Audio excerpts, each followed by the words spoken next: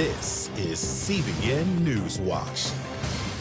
Thank you so much for joining us for CBN Newswatch. I'm Ephraim Graham. I want to begin this half hour in the Middle East, where fighting is increasing along Israel's border with Lebanon. As a Lebanese security official says, an Israeli airstrike killed a senior Hezbollah commander in southern Lebanon. All this as Israel marks a milestone in its war with Hamas by dismantling its terrorist infrastructure in northern Gaza. CBN Middle East correspondent Julie Stahl has more now. It's our top story. Israeli Prime Minister Benjamin Netanyahu is making it clear Israel must continue its battle in Gaza until it achieves total victory. We must not stop the war until we complete all its objectives. The elimination of Hamas, the return of all our hostages, and the promise that Gaza won't pose a threat to Israel anymore. Over the weekend, IDF spokesman Rear Admiral Daniel Hagari explained some of the challenges of the war in a briefing to the nation. He says one of the main goals is dismantling Hamas. Hamas battalions use a complex underground system with infrastructure to manufacture weapons, war rooms, command and control centers, and the capability to launch rockets from above and below ground. The terrorists move between different areas in the Gaza Strip using this infrastructure, allowing them to do so covertly. Hagari said there are 5 objectives: eliminating Hamas commanders, ground combat against the terrorists, gather intelligence from computers, maps, communication devices, locate and destroy rockets, weapons, and sites where they are manufactured, and destroy the underground infrastructure. This is the Gaza Strip. It covers 365 square kilometers and its population is over 2 million people. This is the northern Gaza Strip, where we began our ground operation and have been fighting for the past 3 months. In the northern Gaza Strip, Hamas had 2 military brigades with 12 battalions in total, consisting of about 14,000 terrorists total. He said Israel has accomplished its goals in northern Gaza and is now turning its attention to southern Gaza. Israeli troops located a 320-foot-long strategic tunnel shaft leading to a weapons production site. The IDF says their forces found proof that under Iranian guidance, Hamas terrorists learned how to operate and build precise components and strategic weapons and gain technological knowledge in the field. They shared images of what they said was a rocket engine and a Hamas-developed warhead of a cruise missile. And Hamas wants its ideology passed along to the next generation. In an interview with NBC's Meet the Press, Israeli President Isaac Herzog revealed the discovery of a document detailing Hamas's plan to host and train children in summer camps to hate Jews, promote religious extremism and violence, and make them the terrorists of the next generation. It's a brochure, which is a directive by the commanders of Hamas as to how to manage summer camps for children in order to disseminate the values of jihad. It says it clearly, to disseminate the values of jihad and the values of the resistance, meaning terror, and how to make it a militarized society. And U.S. Secretary of State Anthony Blinken has been traveling throughout the Middle East before arriving in Israel. He's expected to press for a shift to lower intensity fighting as he warns that the fighting could spread beyond Gaza. Israel is indeed warning of another war in the north as Hezbollah marked the 3-month anniversary of the war by stepping up its attacks. Israel retaliated, striking what it called significant Hezbollah military assets in a compound used by Hezbollah's surface-to-air missile unit as the fighting near the border of Lebanon heats up. Julie Stahl, CBN News, Jerusalem. Here at home, millions of Americans are digging out from the first major snowstorm of the season as a second storm barrels down on the United States. Dale Hurd is on this story. The Northeast was slammed over the weekend as heavy snow and high winds created a mess on major highways. This is I-90 outside Boston, littered with jackknife trucks and cars that spun off the road. You okay? Some parts of New England are blanketed in more than a foot of snow. Got kind of clobbered.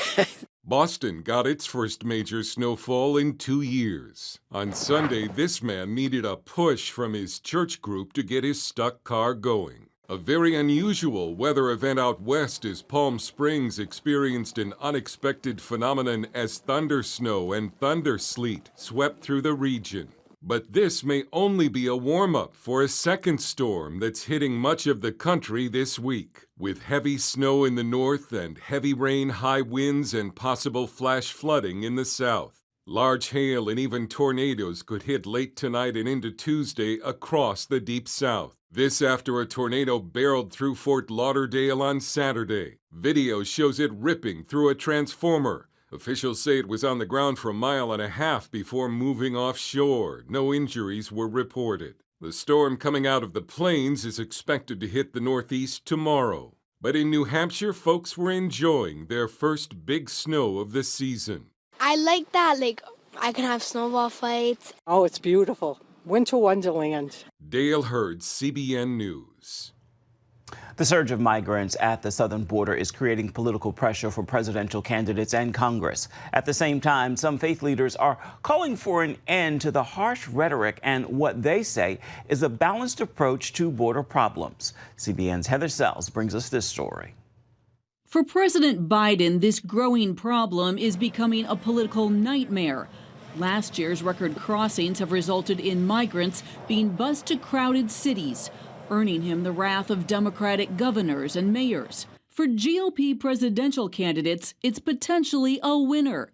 Polling shows Republicans leading on the immigration issue and former President Trump gaining some ground among Latino voters. In recent weeks, however, Trump's words on immigrants have taken an extreme turn. They're poisoning the blood of our country. That's what they've done. Some church leaders are pushing back, like former Trump faith advisor Sam Rodriguez. That rhetoric does not in any way, form, or shape activate the Hispanic electorate, which is naturally conservative. That community will be alienated if you continue to push them against the wall by deeming immigrants as a poison. We're called to consider this issue of immigration very thoughtfully, but one to do so with compassion and love. Mile Green, the president of World Relief, calls that kind of talk unbiblical. He also cites polling that shows Christians support immigration reform. We know that from a public policy standpoint that many evangelical Christians want to see substantive, meaningful policy change. And what we're getting from presidential candidates is rhetoric that is meant to divide people and cause fear in people's hearts. Trump has touted an immigration policy that is tougher than challengers Nikki Haley and Ron DeSantis. He has promised the largest deportation campaign in U.S. history, and he's calling for blocking people with certain beliefs from entering the U.S. This comes as anti-persecution groups like Open Doors warn that Christians fleeing violence are struggling to find countries that will take them in. The doors are closing for persecuted Christians around the world, many of whom were trying to utilize the southern border as a path to enter this country, fleeing religious persecution in other parts of the world. Green says those with legitimate claims need a clear path to asylum. Meanwhile, evangelist Franklin Graham is putting a spiritual priority on the border, planning a 10-city tour this spring. Rodriguez says he is hoping for a presidential campaign that acknowledges the need for border security and reform and includes the vital role of immigrants. Immigrants are a blessing to America. Without immigration, we would not have America. Heather Sells, CBN News.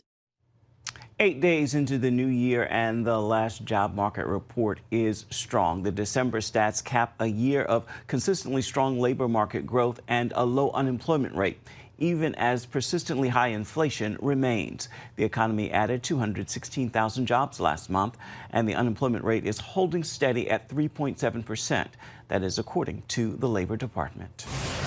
Coming up, Israel continues its fight with Hamas, but now it is facing a challenge on the northern border. We're going to share why thousands of people had to evacuate. You're watching CBN Newswatch.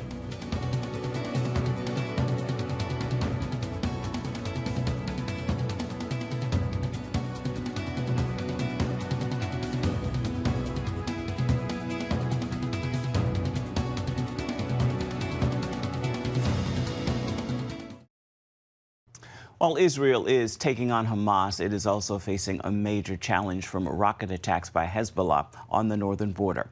80,000 Israelis have had to evacuate, and many are wondering when they'll be able to go home again.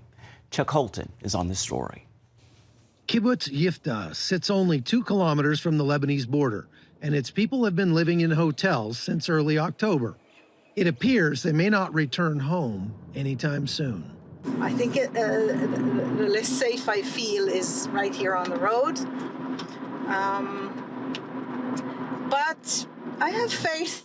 When I was alone with the kids, the room was fine, and I wanted my kids to be close to me because they were frightened and they had anxieties before they would go to sleep, and they asking about Dad. But now when he came back and we are in this little room, and it's very crowded and it's very small, and we're trying to be thankful with the things we have. We have each other. The close proximity of Yifta to the Lebanese border, however, adds to the sense of fear about going home. With the escalating conflict, these residents are pressuring the Israeli government to do whatever it must to allow them to reclaim their lives. We are much closer to the border than most of the kibbutzim in the Gaza Strip. It's scary, I must say, and we need to be sure that we're safe in order to come and live here again in our homes. So this is our request from our government, from our army. Please make us safe. The day-to-day uncertainty takes a toll. Ongoing missile attacks from Hezbollah, despite Israel's commitment to wipe out the threat, leaves many here feeling powerless. Like every day I was crying. I'm trying to think, like every time I feel like I don't have enough perspective to see the whole picture because I lived day by day, not even day by day, and hour by hour, because I don't know. Every morning I wake up and I'm not sure how things are going to go in the country with the war, and I feel like I have no control on life. Hezbollah commander Hassan Nasrallah gave a speech the day after the attack on Beirut, saying that it was a crime that would not go unpunished. Meanwhile, Rear Admiral Daniel Hagari of the IDF says that his troops are prepared for any scenario. That kind of talk adds up to the likelihood of an extended displacement, as the hope for a secure return home remains tied to the IDF's ability to remove Hezbollah from southern Lebanon. These folks realize that may be out of reach without an extended ground invasion. This will take a very long time. That's what everybody keeps saying to us. That's what the messages that we're receiving is that this will take months until we have to just wait and hope that the war with Hezbollah will create some kind of safety net for us to be able to return home, because without that, we will not be returning to our home in Yiftach. Chuck Holton, CBN News, Jerusalem. Still ahead, it is one of the most dangerous adventures, mountain climbing. Stay tuned to see how one Californian overcame his drug addiction scaling a mountain in Yosemite. We'll be right back.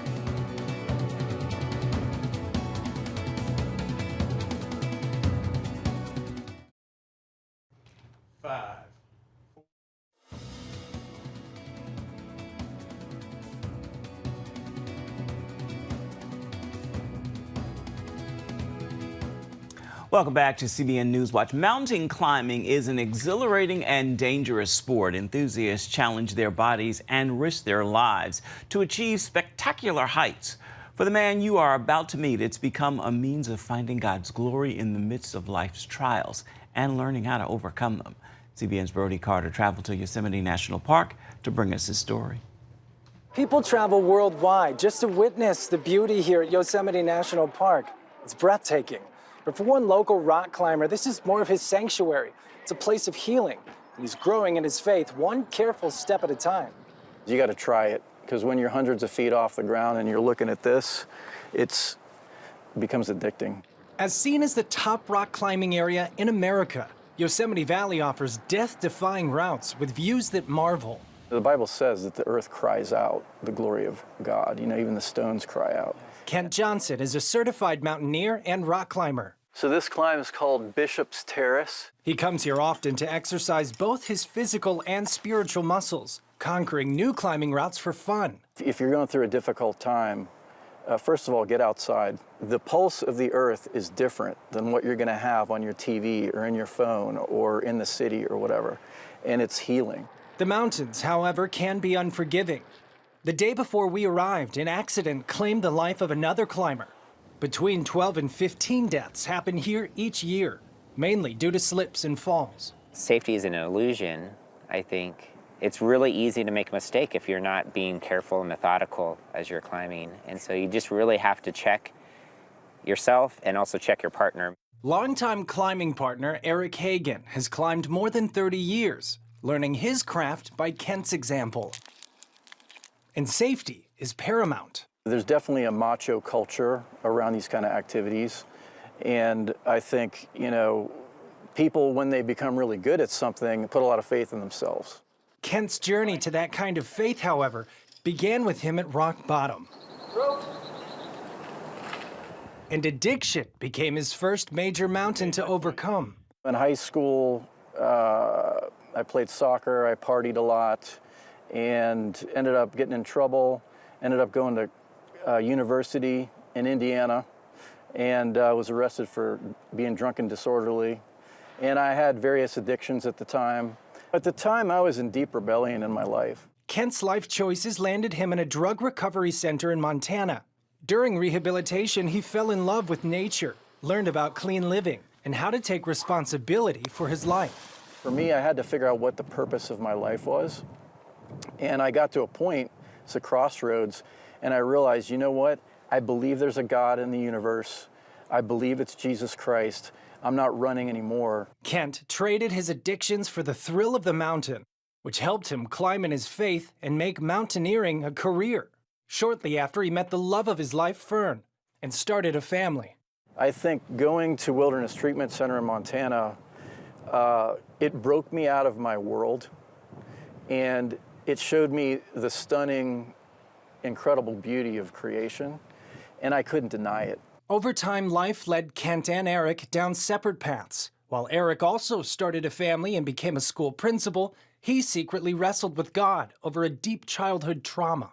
I could see God forgiving the person that did this horrible thing for me as a child, but I don't think I had accepted that same forgiveness in my own life. And that was a transformative piece. So, Lord, we just thank you for a beautiful day. Keep us safe. This climb is Kent and Eric's 20-year reunion. Despite life's long and sometimes challenging ascent, they both relied on God to get them through it and found the view from the top totally worth it. And so that's why I love climbing, because it's like a small metaphor of life. When you go to a camp or you get out into nature, it takes you out of your normal routine, and that's where God works. Having faith in Christ is critical for me, for, you know, living a life of wisdom. And, you know, obviously I use the wilderness as inspiration to continue on for when I go through those struggles, and I also go to the Word. Reporting in Yosemite National Park, California, Brody Carter, CBN News. Coming up, Newsboys frontman Michael Tate shares his story of how he came to know Christ for himself. Stay with us. You're watching CBN Newswatch.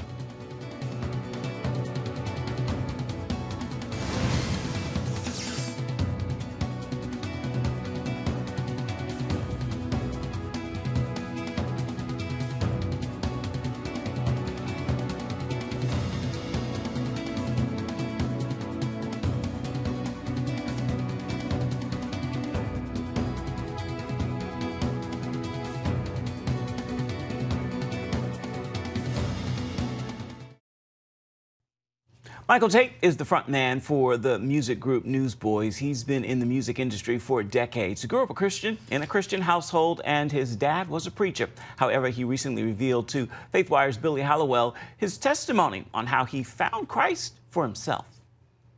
A guy named Jerry Johnston came to preach at our high school, Riverdale Baptist High School, private school, in Upper Marlboro, Maryland, and he preached on what preachers don't preach about much anymore. He preached on the subject of hell, and how real hell is, and how beautiful heaven is, and how You know, you can't get saved on the back of your dad or your mom. It's not osmosis. It's a thing where you have to be one-on-one with God. And I got fired up that day, man, pun intended. I got fired up and I went to the, forward and for prayer and I accepted God for myself as my savior that day in high school. And you can see the full interview by visiting cbnnews.com. Time now for your Monday motivation, and today I want to leave you with this encouraging word to begin this week.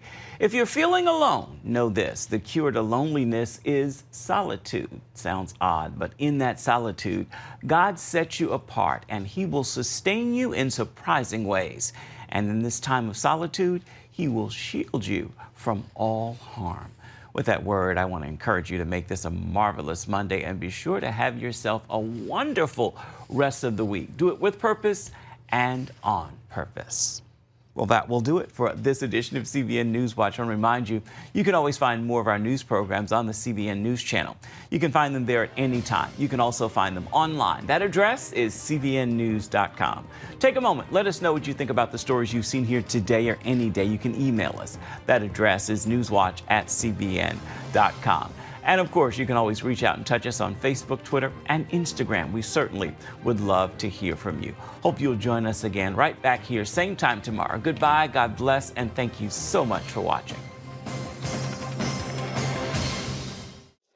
Praise the Lord. This is Pastor Derek Thomas of Living Witness Ministries, and I want to invite you to our new Saturday Night Live worship service, Saturday evenings at 5:30 p.m. at Hope City Church, 2240 North National Avenue. The Lord is moving mightily by His Spirit in these days, and we want you to be a part of the movement God has on the South Side. God is moving to win souls. He's moving to save people. He's moving to heal, deliver, and set free.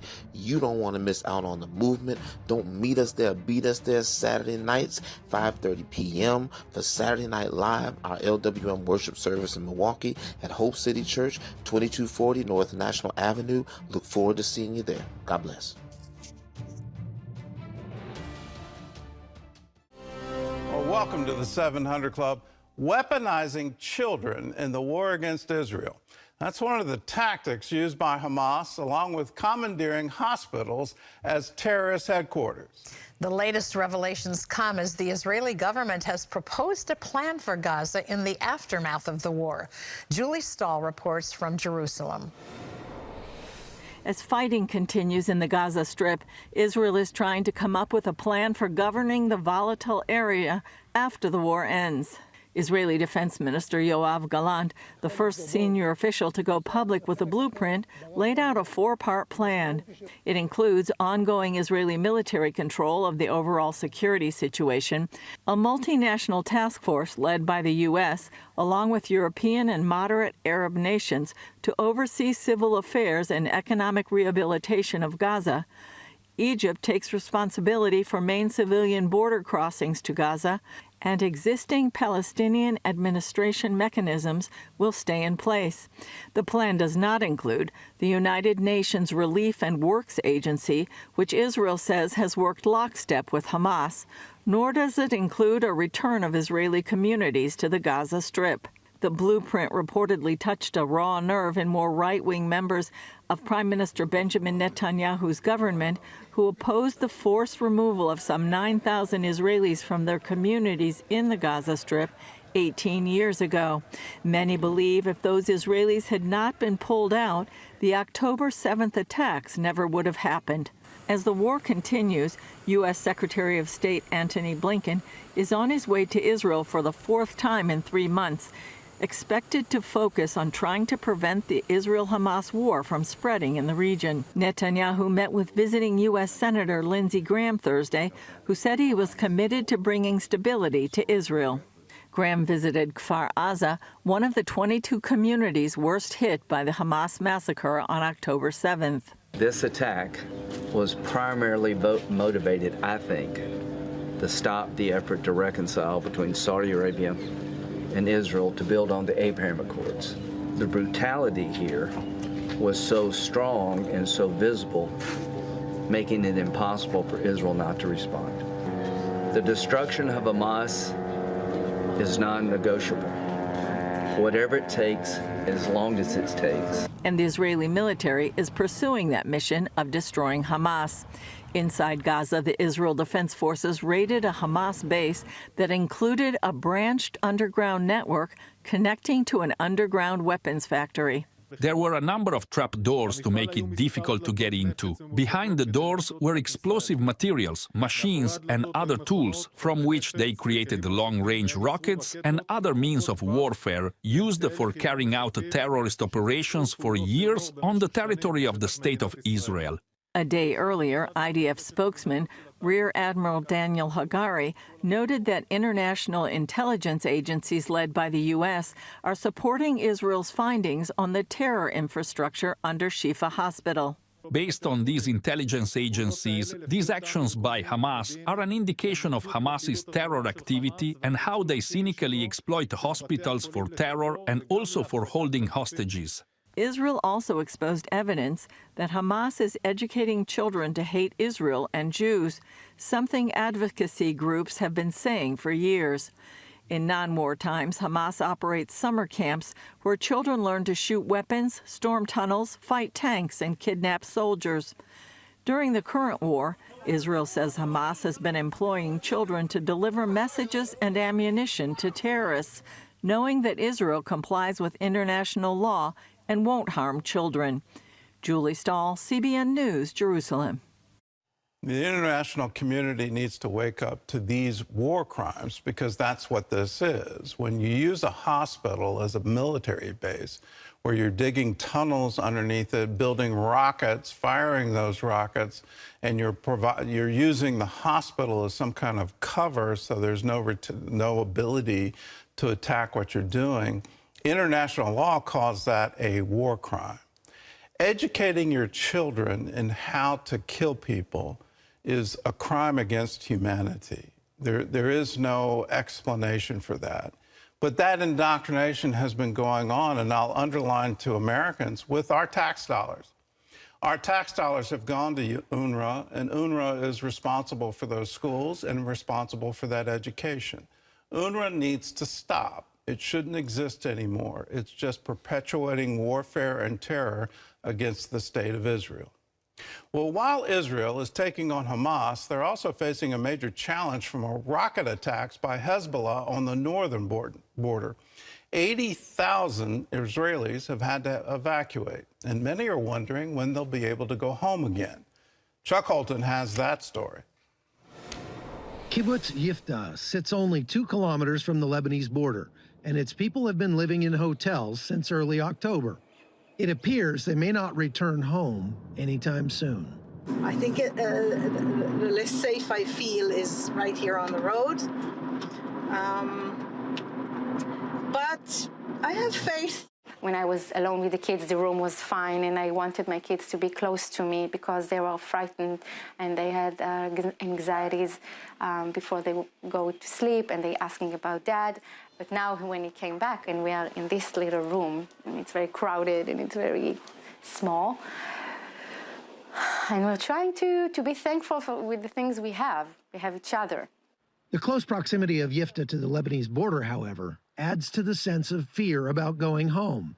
With the escalating conflict, these residents are pressuring the Israeli government to do whatever it must to allow them to reclaim their lives. We are much closer to the border than most of the kibbutzim and the Gaza Strip. It's scary, I must say. And we need to be sure that we're safe in order to come and live here again in our homes. So this is our request from our government, from our army. Please make us safe. The day-to-day uncertainty takes a toll.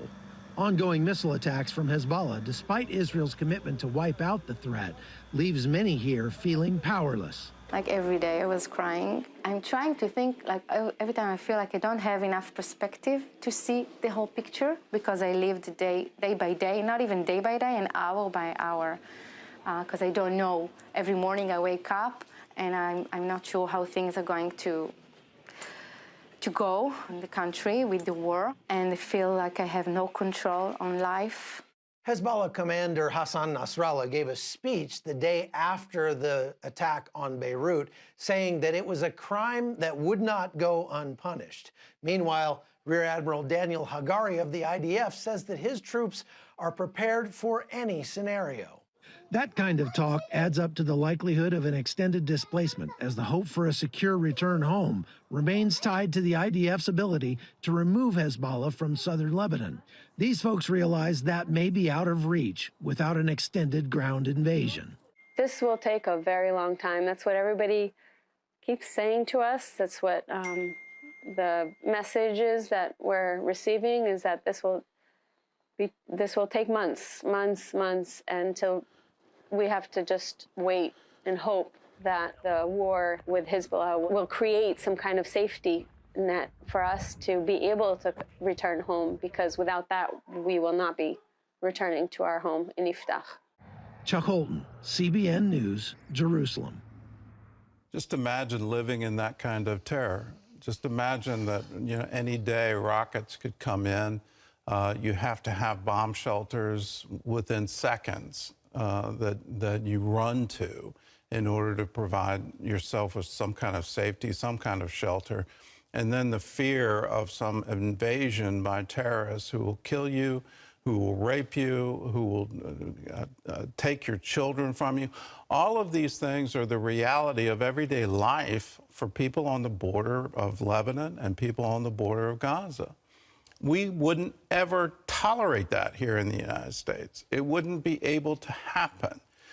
We would absolutely demand our government take out the terrorists and provide safety and security for the citizens of the United States.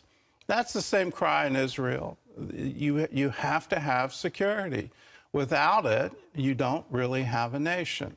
Israel has an absolute right under international law to defend itself and to protect its own citizens, and when citizens are taken hostage, to have those citizens returned. That needs to be guaranteed. So all of the cries for ceasefire should not be against Israel. It should be against Hamas and Hezbollah, to say to Hamas, you must unconditionally surrender. You must return all the hostages. You must stop firing rockets into Israel. You must lay down your arms and completely surrender. Without that, you can't have peace and you can't have a ceasefire. Well, most of the residents in Sderot have evacuated the city after the October 7th massacre, but others stayed behind. And here's how you're helping these Israelis survive. CBN Israel is in Sderot, which is a city in southern Israel that for the past 20 years has come under a constant rocket bombardment. We spoke with Pastor Michael Biener of City of Life Ministries. After October 7th, most of the city's residents evacuated. Michael and his congregation are working hard to help those who remained. In year 2001, when the terrorists from Gaza start to send rockets daily, they proclaim that we want to do the city of Sderot, city of death. And somebody write on the first ejection in the city of Sderot, city of death. And we said, okay, the name of our congregation will be City of Life, because we want to proclaim blessing instead cursing, life instead death, helping with food, personal helping, psychological support that is so important in such a city as Sderot, so traumatized families, children, parents. Now, team of volunteers coming around Sderot to bring to the people who stick in the city. Today, we're delivering to 120 families. You literally don't leave your bomb shelter. Going to the grocery shop is risking your life. So one of the projects that we decided to do was say, okay, let's provide food, but not just cans or stuff like that. You can actually cook a hot, normal meal with chicken and potatoes and vegetables and all fresh. All the stuff that people are used to eating every day, and it's just normal and taken for granted. The people who still stay in Sderot, they lose their help what they have in the ordinary life. How they feel they're not alone. Somebody came who really loved them as a Messianics or a Christians. And now we continue also with your help, guys. Thank you for holding our hands, and also part of this work, this is you, because you help us. It's so important for us during the years, your faithfulness in it. We want to be faithful in providing help and providing blessing to people in Israel. If you want to be a part of it, it's real simple. Pick up the phone and call us, 1-800-700-7000. Say, I want to bless Israel. I want to be a part of CBN Israel. It's real simple. Call and say, here's my gift. You can go to cbn.com. You can designate your gift to CBN Israel. You can write to us, CBN Center, Virginia Beach, Virginia. Just put CBN Israel in the memo line of a check, or you can text CBN Israel to 71777. This war is going to go on for months. We've heard it repeatedly from the government of Israel. We're now hearing it from the people in northern Israel. And there's some prospect that people can return to their homes in southern Israel. We want to be there for them to let them know we love them, God loves them, we care for them, and we want to be a blessing to them. If that's you, call us, 1-800-700-700.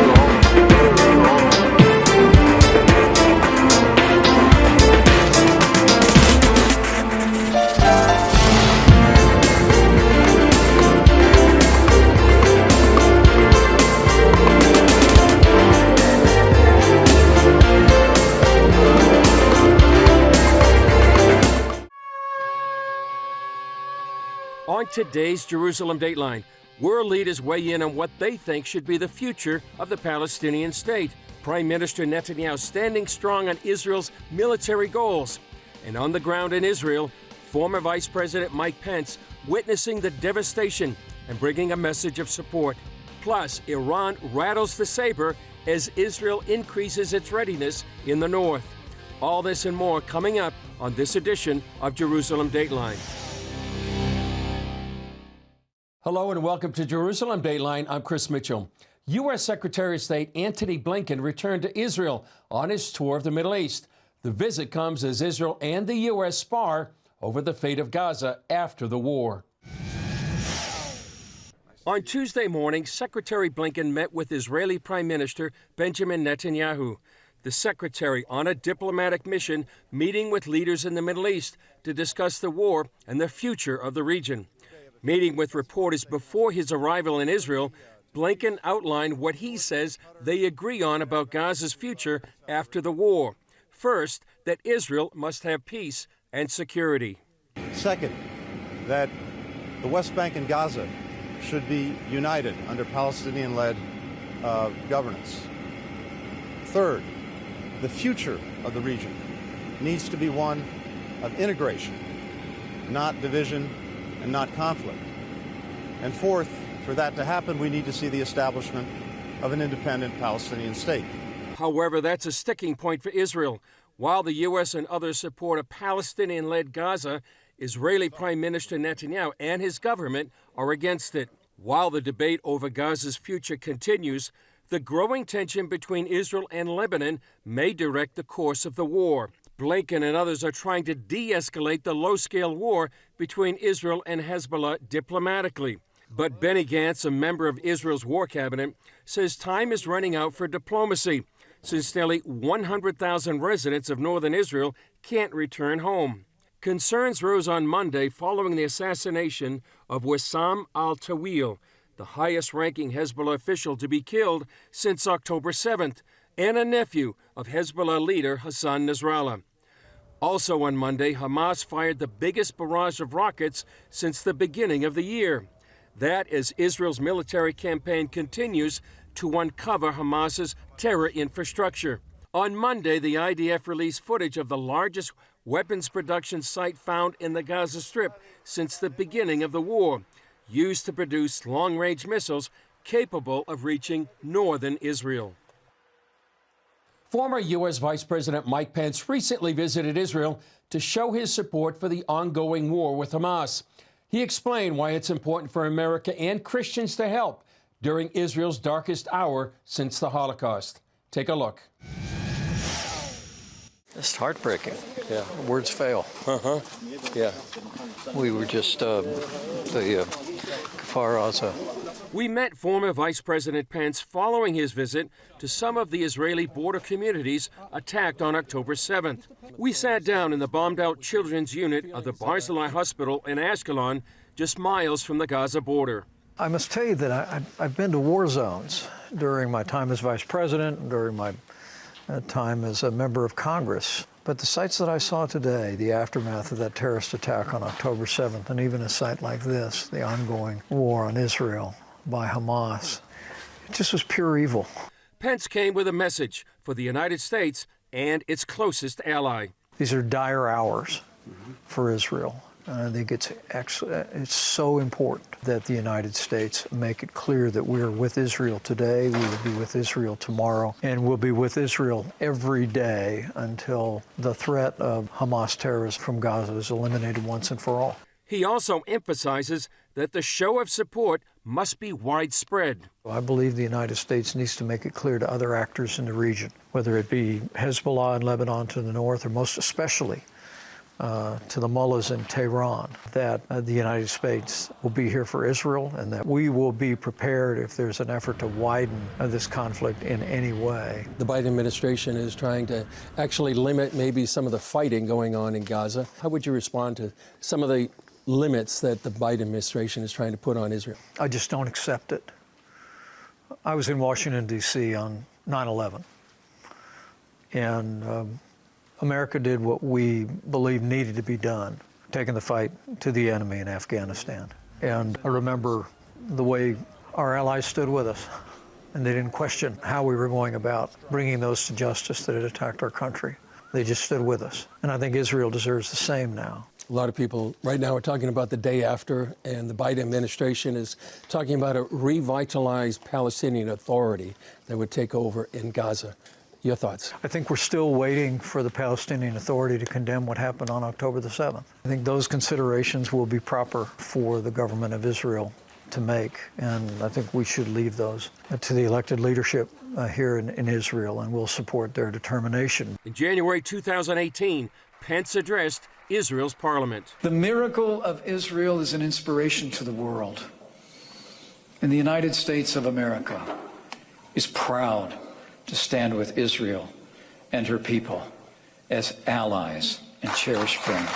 As I said in that speech, we stand with Israel because her cause is our cause, her values are our values, and her fight is our fight. And I really believe that this is a moment where that relationship has been more important than ever before. When we come back, threats from Iran and the blame game escalates as Israel strikes terror targets inside Lebanon.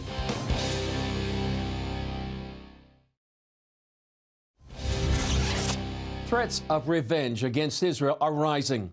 Iran is promising that the Jewish state will pay after 2 explosions killed more than 100 people in the city of Kerman. And Hezbollah is warning that Israel will be punished for the assassination of a top leader in Beirut. CBN Middle East correspondent Julie Stahl has that story.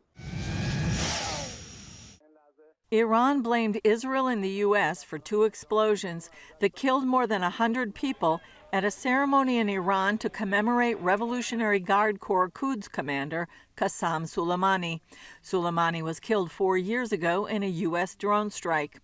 In front of a crowd shouting death to Israel and death to America, Iranian President Ibrahim Raisi called the blasts a barbaric act against innocent people. I warn the Zionist regime, without doubt for this crime and the other crimes you commit, you will pay a price that will make you regret badly. State Department spokesman Matthew Miller says it's too early to know what was behind the twin blasts in the city of Kerman. The United States was not involved in any way, and any suggestion to the contrary is ridiculous. And number two, we have no reason to believe that Israel was involved in this explosion. The explosions came one day after a top Hamas leader, Deputy Commander Saleh Aruri, was killed in an explosion in a Hezbollah-controlled neighborhood of Beirut. With respect to the development yesterday, I will say that al-Aruri was a brutal terrorist who was centrally responsible for the attacks of October 7th, as well as other attacks against innocent civilians leading back to well before October 7th. Hamas blamed Israel for Aruri's death, and Hezbollah leader Hassan Nasrallah called it a very dangerous development and promised punishment for it. Hezbollah continues to launch attacks against Israel's northern border, and Israel is responding, striking Hezbollah strongholds inside Lebanon. The White House says it's trying to keep the war between Israel and Hamas from spreading. Of the force posture changes that the president has ordered in the region has been designed to prevent an escalation or widening or deepening of this conflict. As we've said before, we don't want to see it widen beyond Israel and Hamas. And again, we're going to keep working with partners in the region to prevent that from happening. On a visit to the northern border after Hezbollah's ongoing attacks, the Israel Defense Forces Chief of Staff says Israel is prepared to deal with the Iranian-backed terrorist organization. Based on my impressions, we are in a very high state of readiness in the north. I visit here often. I think our readiness is at its peak. There is a lot of expertise, great capabilities, and high morale. We are in very high readiness in all sectors, and we are currently focusing on fighting Hamas. Iranian opposition activist Vahid Beheshti says he's devoted his life to standing against terrorism. He's urging Israel and the West to fight the terror groups, but not to ignore the head of the snake, the Iranian regime. Their first principle of Iranian regime is this: an elimination of the state of Israel since 44 years ago. And they've been really active about it. Look how many proxies they have been created around Israel. Of course, we have to eradicate Hamas completely, Hezbollah completely, other terrorist group completely, but mainly we have to go to the root of the problems. Beheshti, who spoke in the Knesset, Israel's parliament, tells CBN News the Hamas massacre of Israelis on October 7th proved to the world the brutality and barbarism that's in the Iranian regime. We have this big cancer in the Middle East. We need the proper surgery. Of course, it's going to be painful. It's going to be bloody, sorry. But to get cured, we need to go to the root of the problem. And that's Iranian regime. Julie Stahl, CBN News, Jerusalem. The gentleman in our last story, Vahid Beheshti, made history last week as the first Iranian opposition figure to speak in front of the Knesset. Here's more from Julie Stahl's interview. Vahid Beheshti, welcome to Jerusalem Dateline. Thank you for having me here. It's my honor. So you are an Iranian opposition activist. Tell us what that means. Tell us what you do. If you identify yourself as Iranian opposition activist, that means your life, any second, any minute is in danger. So every day you feel this is going to be your last day. And because of the level of brutality of this regime and the level of barbarism of this regime, and you, the people of Israel, experienced that firsthand on October the 7th, who they are. So why did you come to Israel? Yesterday I was in Temple Mount, and that's reminded me of great history. 2,600 years ago nearly, Prophet Cyrus the Great freed the people of Israel from slavery and gave them opportunity to rebuild their temples. We have lots of common interests. Most important, we have a common enemy and common war, which we have to win together. That's why it's so important for me to be here.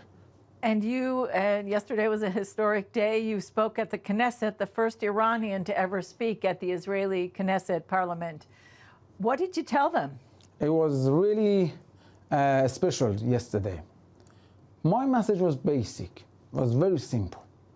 First, I brought the message of Iranian people. I said to the leaders of Israel, I said to the people of Israel, the people of Iran, message is this: we love you, and we need you. And you need us. So let's work together in this common fight. We have to go to the root of the problem, which is Iranian regime. My message was this: don't be afraid to hit and target IRGC bases in Iran. Don't be afraid to hit and target nuclear sites of Iranian regime in Iran. Don't be afraid to hit the house of high officials in Iran. That's how you can give support to Iranian people. So you think Israel needs to keep fighting Hamas, Hezbollah? They need to keep up their battle? They have to. There is no any other solution. How can you communicate with terrorists? How can you communicate with someone who their principle is an elimination of the state of Israel? We stand on the side of people of Israel. We need to work together. Just imagine that. Let me wrap up with this. Imagine that we have two options. That's what I said last night in the Knesset. I said, imagine this brutal, evil regime with this capability gaining access to nuclear weapon, which is not far from the other option.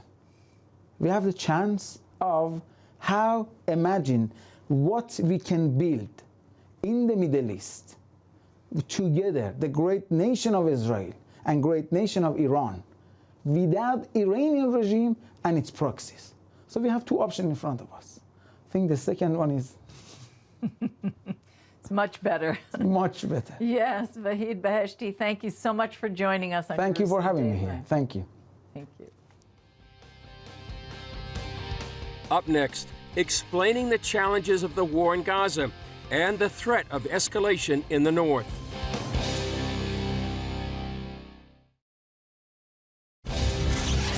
This weekend marked 3 months since the Gaza war began. The IDF says it now has proof Iran was mentoring Hamas, and the IDF explained why fighting is so complicated. Here's more from Julie Stahl. Israeli Prime Minister Benjamin Netanyahu is making it clear Israel must continue its battle in Gaza until it achieves total victory. We must not stop the war until we complete all its objectives. The elimination of Hamas, the return of all our hostages, and the promise that Gaza won't pose a threat to Israel anymore. Over the weekend, IDF spokesman Rear Admiral Daniel Hagari explained some of the challenges of the war in a briefing to the nation.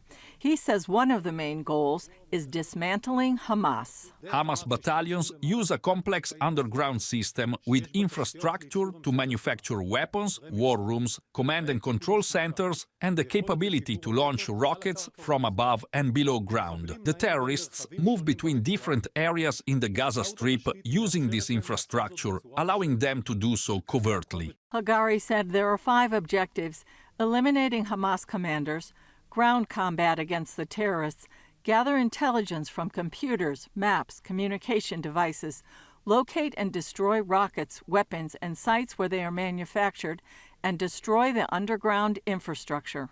This is the Gaza Strip. It covers 365 square kilometers and its population is over 2 million people. This is the northern Gaza Strip, where we began our ground operation and have been fighting for the past 3 months. In the northern Gaza Strip, Hamas had 2 military brigades with 12 battalions in total, consisting of about 14,000 terrorists total. He said Israel has accomplished its goals in northern Gaza and is now turning its attention to southern Gaza. Israeli troops located a 320-foot-long strategic tunnel shaft leading to a weapons production site. The IDF says their forces found proof that under Iranian guidance, Hamas terrorists learned how to operate and build precise components and strategic weapons and gain technological knowledge in the field. They shared images of what they said was a rocket engine and a Hamas-developed warhead of a cruise missile. And Hamas wants its ideology passed along to the next generation. In an interview with NBC's Meet the Press, Israeli President Isaac Herzog revealed the discovery of a document detailing Hamas's plan to host and train children in summer camps to hate Jews, promote religious extremism and violence, and make them the terrorists of the next generation. It's a brochure, which is a directive by the commanders of Hamas as to how to manage summer camps for children in order to disseminate the values of jihad. It says it clearly, to disseminate the values of jihad and the values of the resistance, meaning terror, and how to make it a militarized society. And U.S. Secretary of State Anthony Blinken has been traveling throughout the Middle East before arriving in Israel. He's expected to press for a shift to lower intensity fighting as he warns that the fighting could spread beyond Gaza. Israel is indeed warning of another war in the north as Hezbollah marked the 3-month anniversary of the war by stepping up its attacks. Israel retaliated, striking what it called significant Hezbollah military assets in a compound used by Hezbollah's surface-to-air missile unit. And a Lebanese security official says an Israeli airstrike has killed a senior Hezbollah commander in southern Lebanon as the fighting near the border heats up. Julie Stahl, CBN News, Jerusalem. Up next, safety in the midst of chaos. How CBN partners are working to rescue Israeli families from Hamas rockets. Thank you for watching Jerusalem Dayline.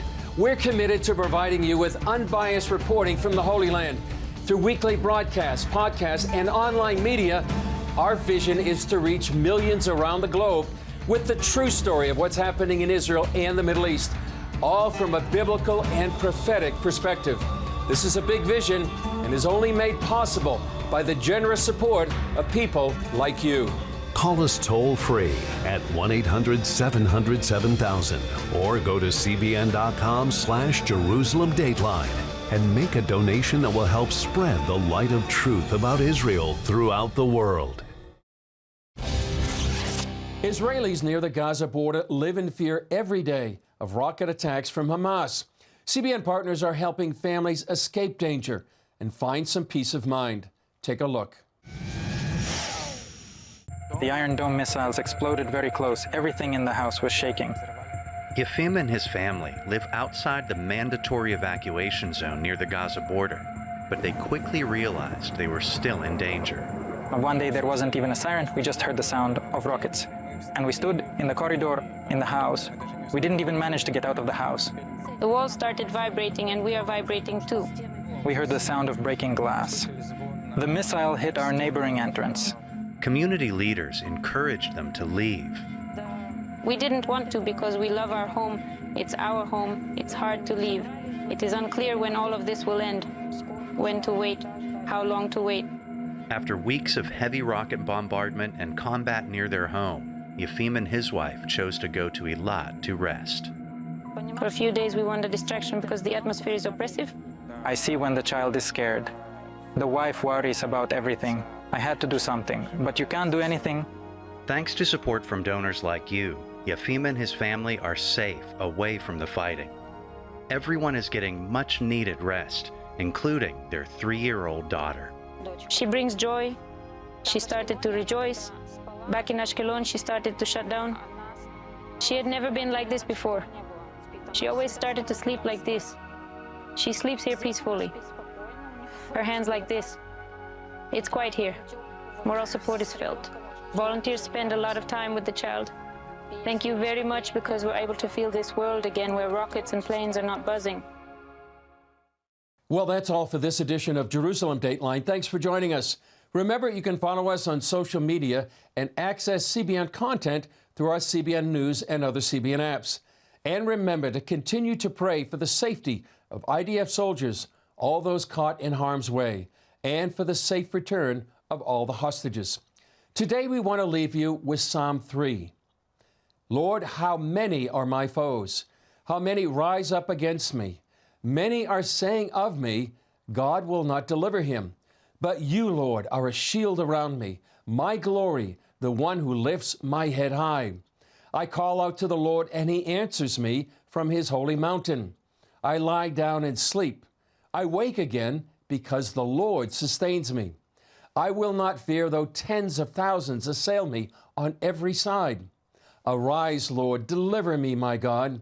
Strike all my enemies on the jaw. Break the teeth of the wicked. From the Lord comes deliverance. May your blessing be on your people. Well, that's from Psalm 3. Well, I'm Chris Mitchell. We'll see you next time on Jerusalem Dateline.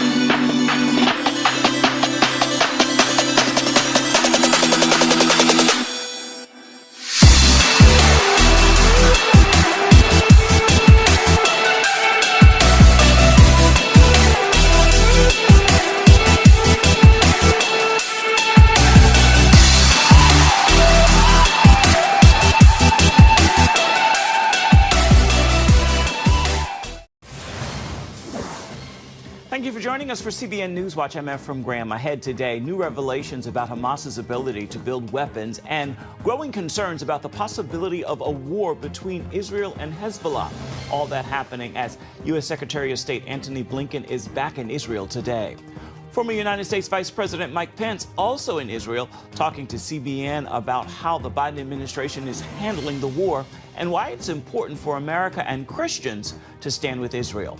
Less than a week to go before Iowa kicks off the 2024 election cycle, CBN News traveled to the Hawkeye State, where we talk to both candidates and voters. We're going to hear what they have to say about this year's elections. And speaking of the presidential race, one of the top issues will be illegal immigration. We're going to take a look at the controversy over how the Department of Homeland Security is handling the crisis. All those stories and more ahead today, right here on CBN Newswatch. This is CBN Newswatch. I want to begin this half hour in Israel, where U.S. Secretary of State Antony Blinken returned today on his travels throughout the Middle East. As Chris Mitchell now reports from Jerusalem, the visit comes as Israel and the United States disagree over the fate of Gaza after the war, and as concerns grow about the possibility of a war between Israel and Hezbollah along the border with Lebanon. On Tuesday morning, Secretary Blinken met with Israeli Prime Minister Benjamin Netanyahu. The secretary on a diplomatic mission meeting with leaders in the Middle East to discuss the war and the future of the region.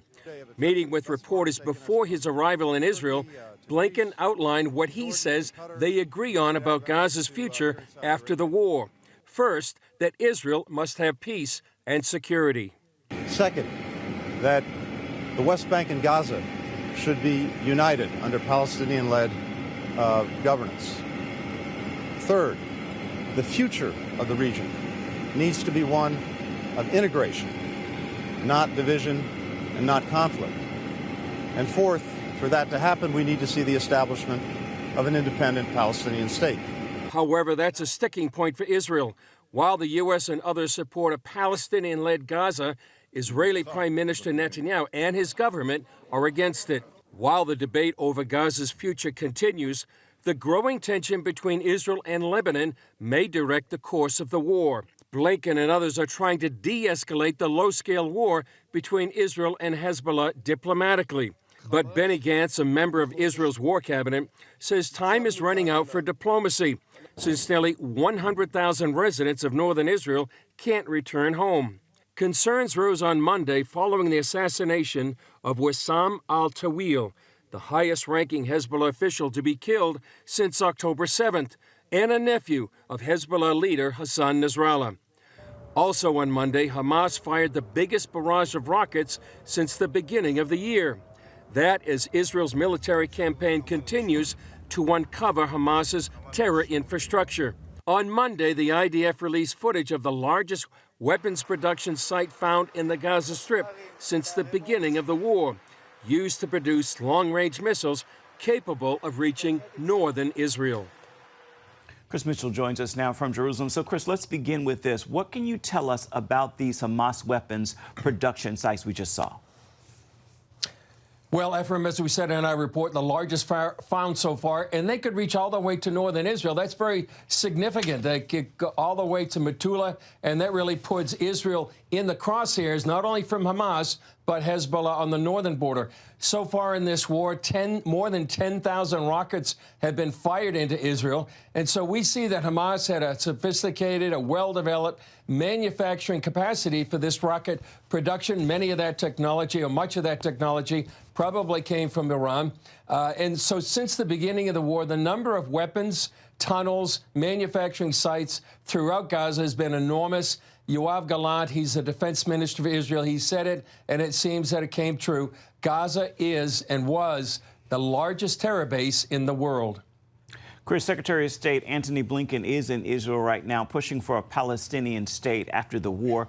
We've heard, even in your reporting, that Netanyahu's government is opposed to a Palestinian state. But does anyone in the Israeli government actually support that idea? You know, Ephraim, I don't know of anybody here in the government who supports that idea. After nearly 30 years of the Oslo peace process, presumably to have land for peace, and especially after October 7th, I don't think any Israeli leader is advocating for a Palestinian state. In fact, a lot of people on the left, and those especially on the Gaza border, many of them used to advocate for a Palestinian state. After what they had experienced and saw on October 7th really changed their mind. So I don't see anybody here of any significant political status that is advocating for a Palestinian state or the so-called two-state solution. And continue our conversation about a possible Palestinian state that does bring up the contentious issue of who will rule Gaza after the war is over. The U.S. wants the Palestinian Authority in charge. What would the PA do? Well, Ephraim, on this issue, it's hard to see the opposite sides of the U.S. and the PA. For example, the United States is calling for a, quote, revitalized Palestinian Authority. The Palestinian Authority is saying what they mean by revitalize is they want to join with Hamas. That's what a major leader of the PA has been saying. They want the PA to form a government with Hamas to take over Gaza. And so the PA and the United States are worlds apart on this. The PA is telling the world they actually want to be more extreme. I was talking to an expert on this earlier today. He says the U.S. really can't change reality to come up with a solution. They need to face reality and find a solution. And what they promoted actually in Gaza, not necessarily what would happen in Judea and Samaria, the West Bank, but in Gaza to use the clans and the families that aren't associated with Hamas to start something anew. And he was saying that they were the people that really care about the Palestinians. Chris, let's talk about the Hezbollah leader who was killed in an Israeli attack yesterday. Was he an important figure? Very important, Ephraim. He was recently appointed as commander of what's called the Radwan Force. He was a relative of Hassan Nasrallah. He was a friend of General Soleimani. He was the former head of the Iranian Revolutionary Guard, killed by the United States a few years ago. Very important figure. In retaliation, Hezbollah has been bombing or has bombed the IDF's northern command. And by the way, Ephraim, we're probably going to be hearing more about this group, the Radwan Force. It's an elite special forces of Hezbollah, thousands of men strong, and they would be the vanguard of any attack against Israel in the future. We're hearing that America's Defense Intelligence Agency believes that Israel would be unlikely to defeat Hezbollah if a war broke out on the war with Lebanon. What's the view in Israel? Well, I don't think Israel necessarily agrees with this leaked report. It's going to be extremely difficult, but Israel is already fighting two fronts right now. Whether or not if it's going to expand to a major escalation remains to be seen. The expression I keep hearing up is, will the North open up and erupt into a major war? We need to remember Hezbollah is about 10 to 15 times the strength of Hamas, 100 to 200,000 rockets, many precision guidance. And the issue right here, Ephraim, is that many of the residents of the North won't go back until they feel it's safe. Not necessarily quiet, but when they see that Hezbollah is no longer a threat. Continues to be a busy time for you there. What can we expect on Jerusalem Dateline this evening?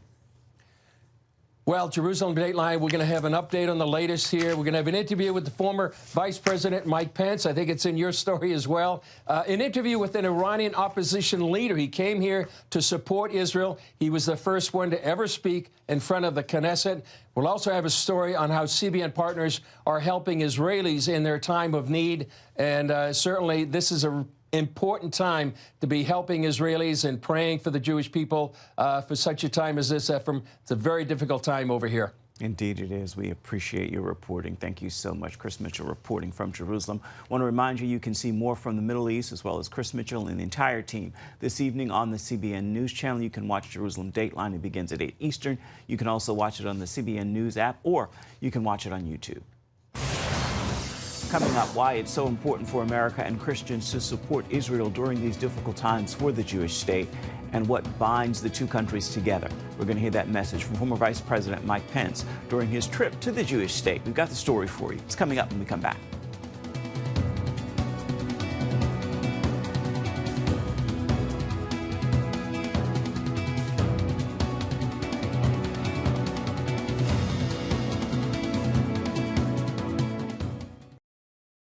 Download the CBN News app, 24/7 news from a Christian perspective at home or on the road. One place for all of your news. Breaking news alerts. Set daily prayer goals and pray for news stories. Read the most important news and watch CBN News Channel live. CBN News, because truth matters. Go to cbnnewsapp.com to get the app today. Former Vice President Mike Pence visited Israel to show his support in its ongoing war with Hamas. He told CBN News why standing with Israel is so crucial for America and Christians. Here again is Chris Mitchell. It's heartbreaking. Yeah, words fail. Yeah. We were just the Kfar Aza. We met former Vice President Pence following his visit to some of the Israeli border communities attacked on October 7th. We sat down in the bombed-out children's unit of the Barzillai Hospital in Ashkelon, just miles from the Gaza border. I must tell you that I've been to war zones during my time as Vice President, during my time as a member of Congress. But the sites that I saw today, the aftermath of that terrorist attack on October 7th, and even a site like this, the ongoing war on Israel by Hamas, it just was pure evil. Pence came with a message for the United States and its closest ally. These are dire hours for Israel. And I think it's so important that the United States make it clear that we're with Israel today, we will be with Israel tomorrow, and we'll be with Israel every day until the threat of Hamas terrorists from Gaza is eliminated once and for all.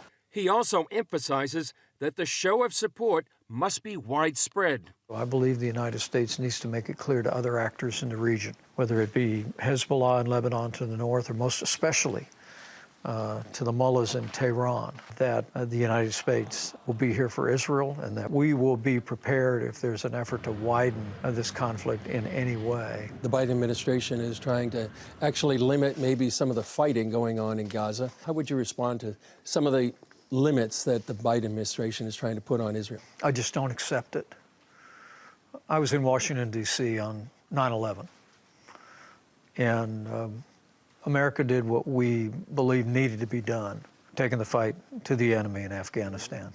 And I remember the way our allies stood with us, and they didn't question how we were going about bringing those to justice that had attacked our country.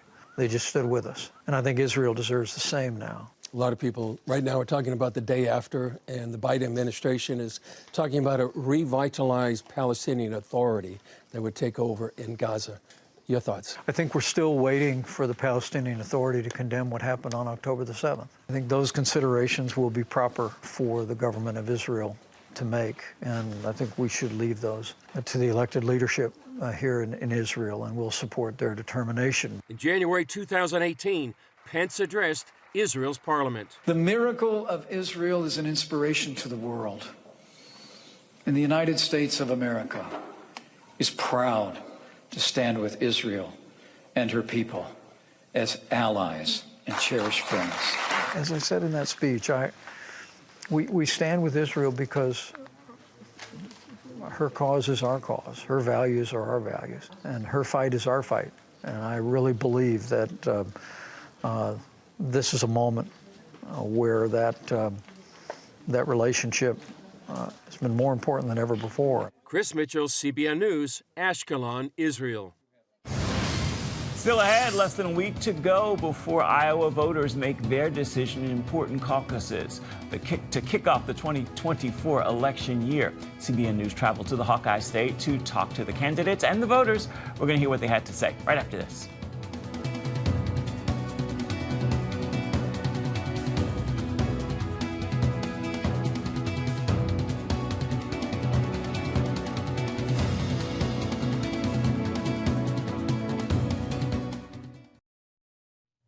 Come Monday, Iowa voters will kick off the 2024 election year with their famous caucuses. This year, it appears there's already a clear winner in sight, with former President Donald Trump far ahead in the polls. Still, voters insist they will have the final say. So Republicans are hot on the campaign trail, trying to grab every last vote. CBN's Mal Galka talked with candidates and voters in the Hawkeye State. So if you want to save America from crooked Joe Biden, then get every patriot you know, make sure they're registered Republicans, and get them out to vote in their local precinct caucus at 7 p.m. Although President Trump dominates in the polling, he's not taking any chances in Iowa, telling supporters in Mason City to make sure to vote. Polls have shown Trump up by 30 points as he's still holding rallies across the state. Iowans set the pace each presidential election cycle with their caucus. The results can have the ability to sink or propel a campaign. I'm the only one running for president that has a record of delivering. Florida Governor Ron DeSantis continued his march across the state over the weekend, ramping up direct attacks against the frontrunner. Broken promises from Donald Trump, and particularly this birthright citizenship issue that was asked about me. You know, he promised to do that in 2016, sign an executive order. Literally just write your John Hancock on an order. Never did it in 4 years. DeSantis and former UN ambassador and South Carolina Governor Nikki Haley are locked in a tight race for second. Haley is casting doubt on Trump's electability. We caught up with her at an event for young voters in Des Moines. We're getting there and we're gaining on him, and I think you can tell. I mean, I think he's, Trump started to throw temper tantrums. He's starting to spend millions of dollars on TV against us. Every bit of it's a lie. But if you got a lie to win, you don't deserve to win. We're going to do it the right way. We're going to keep on talking about where we need to go, and it's time for a new generational leader. While both DeSantis and Haley try to paint themselves as the Trump alternative, tech entrepreneur Vivek Ramaswamy fully embraces a Trump 2.0 approach. You require and deserve a president who'll do the hard things, not just build the wall, but use the military to seal the border. He tells voters around the state that he has the ability to finish the MAGA agenda Trump started. I think they're selling us the rope today that they will use to hang us tomorrow. And the reality is, this system will stop at nothing. They've made that clear, and I mean nothing, to keep this man away from the White House. They want to narrow this down to be a two-horse race between Donald Trump and some other puppet they can control. Take him out and put that puppet in, whether that's Gavin Newsom or Michelle Obama or Nikki Haley. I think increasingly it looks like it's Nikki Haley. That is a trap we cannot fall into. And so you got the future of America First standing right here. Voters around the Hawkeye State are typically all ears, and we're not talking about Iowa corn. Many we encountered are undecided as we get into the home stretch. Ron Klein is backing Trump while also liking what he hears from Ramaswamy. I find Vivek a very interesting, intelligent, articulate candidate. He's somebody, in the absence of Trump, I'd vote for. Outside of a dueling Haley-DeSantis town hall event, Joseph Howe is looking at Haley as the Trump alternative. The chaos that comes with President Trump. And I believe that it's very important to preserve our republic above all other issues. Meanwhile, Bill Siefkas is all in on DeSantis and not the former president. You look at all the issues that's got going on with him right now. Even if he does get elected, he's going to be distracted for his first year in office fighting all these legal battles. How do you run a country when you're fighting legal battles? His attention's going to be there and not on the country where it needs to be. While the candidates trailing Trump in the polls all try to differentiate themselves, one thing they have in common is this. They're all telling voters the polls won't decide the Iowa caucus. They will. In Des Moines, Iowa, Matt Gelka, CBN News. Now for more on an issue that is likely to be very important during this year's elections, illegal immigration. Department of Homeland Security Secretary Alejandro Mayorkas defended the administration's handling of the U.S. southern border Monday during a trip to Eagle Pass, Texas, pointing a finger instead at Congress and urging lawmakers to act on immigration reform. His visit came as Republicans are ramping up their efforts to impeach him. National security correspondent Caitlin Burke brings us the story. We are dealing with fundamentally a broken immigration system and one that has been in dire need of repair for more than 3 decades. In the month of December, Border Patrol reportedly encountered more than 300,000 migrants crossing the southern border, nearly 11,000 in a single day. While that number is down to about 3,200 per day over the past week, the situation remains critical. Still, meeting with border agents and local administrators Monday, Homeland Security Secretary Alejandro Mayorkas touted his record managing the migrant crisis. We have established safe mobility offices to assist migrants in Colombia, Costa Rica, Guatemala, and Ecuador, removed and returned historic numbers of migrants who entered illegally and failed to qualify for relief. But Republicans say Mayorkas is not enforcing federal laws already on the books, sitting on the sidelines as migrants have surged into the United States. I believe Secretary Mayorkas is an abject failure, but it's not because of incompetence. I believe he has done this intentionally. The DHS secretary denies those claims, tasking Congress with finding a fix for the migrant crisis and urging lawmakers to provide additional funding for border security. We need more transportation funding to facilitate an increase in removal flights and more resources for detention beds and alternatives to detention, and to bolster our family expedited removal management or FIRM process. President Biden included more money for the southern border in a recent foreign aid funding request, but Republicans say unless significant border policy changes are also included, they won't pass it. We understand that Border Patrol needs the necessary resources to do its job, but they can't do the job that they're hired to do unless you change the policy here, and that's why we're so insistent on that being done. The House Homeland Security Committee is expected to hold its first hearing Wednesday in their effort to impeach Secretary Mayorkas for his handling of the border. The Secretary's office calling the effort a baseless political exercise. Caitlin Burke, CBN News, Washington.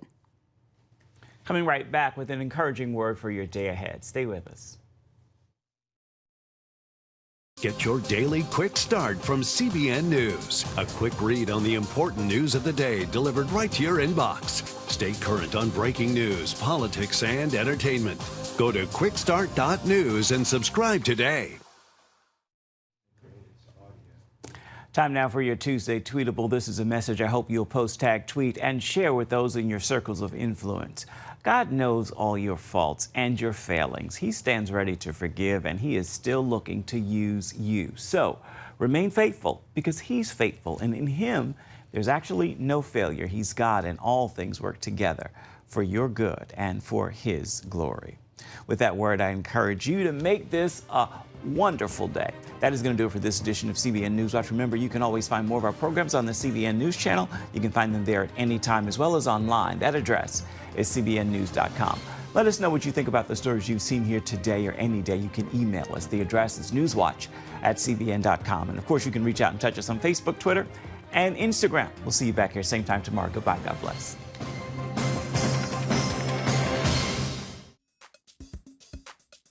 Living Witness Ministries has been given a mandate to go into all the world and reach the same with the life-giving word. In this phase of our development, God is doing so through the ushering in of the Abandon No More initiative. Through this campaign, God is using Living Witness Ministries to reach the whole man in major urban communities in order to help them realize and see that God has not forgotten them, and neither has His church. Our first endeavor in this initiative is in Milwaukee, Wisconsin, by obtaining a ministry campus in the Hampton Heights neighborhood.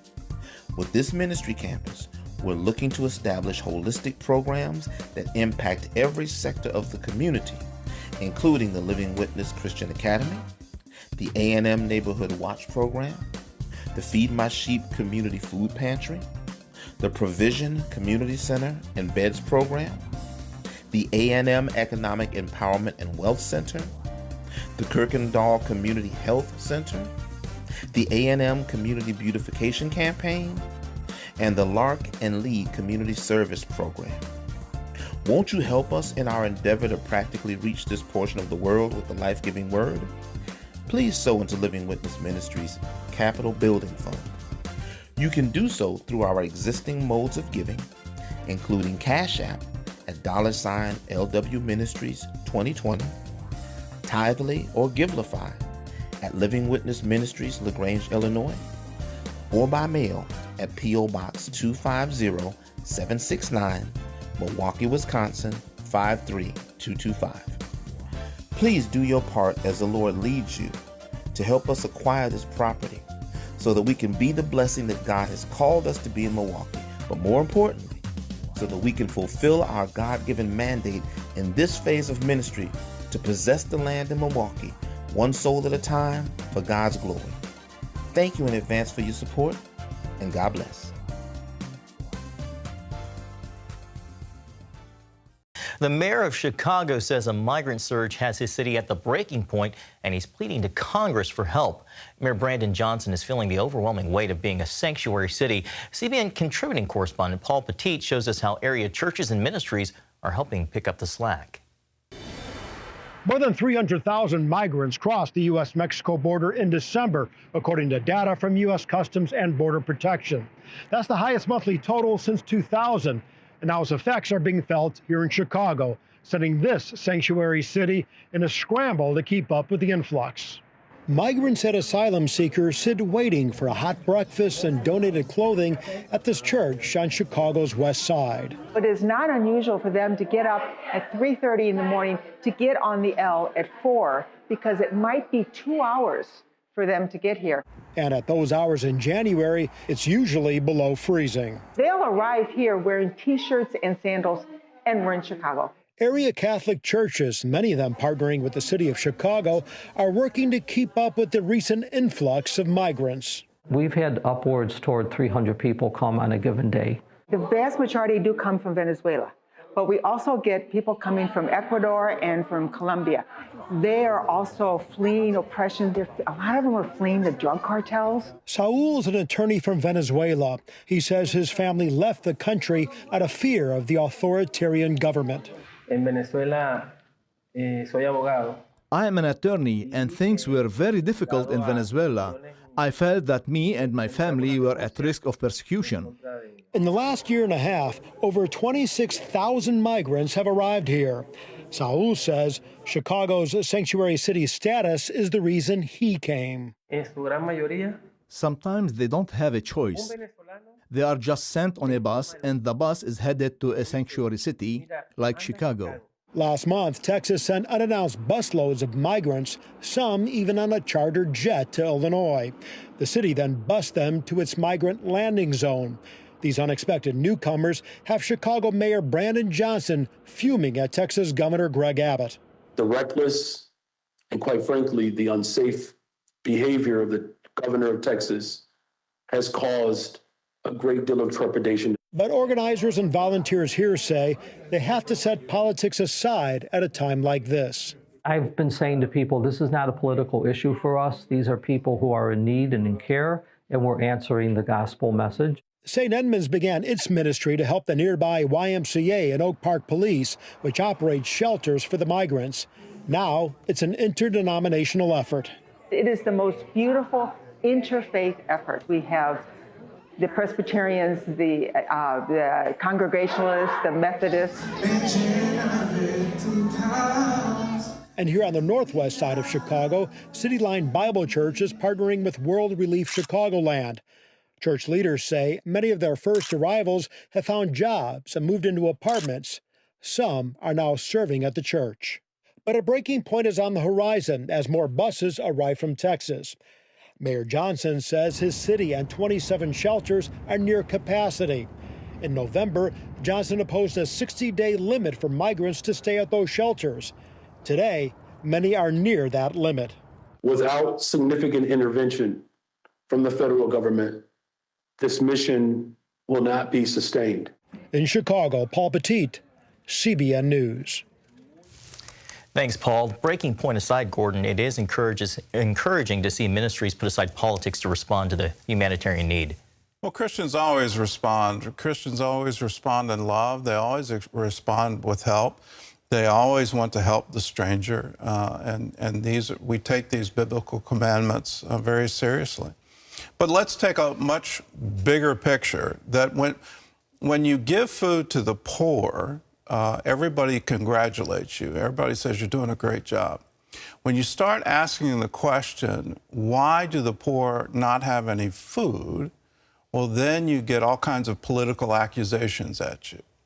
So let's start asking the fundamental problem. Why is there such a rush of migration to the United States? What is going on? And are we doing anything to solve that? The federal government, it's absolutely amazing to me, they're taking the state of Texas to court to stop them from enforcing the law that they themselves refuse to enforce. It's beyond insane. They've thrown a big, welcome home sign up on our southern border and have encouraged refugees from all over the world to take an incredible journey, a life-threatening journey, in order to get here. I don't understand doing that. That shouldn't be. Now, as a country, what should we be doing to make the living conditions in their own country better?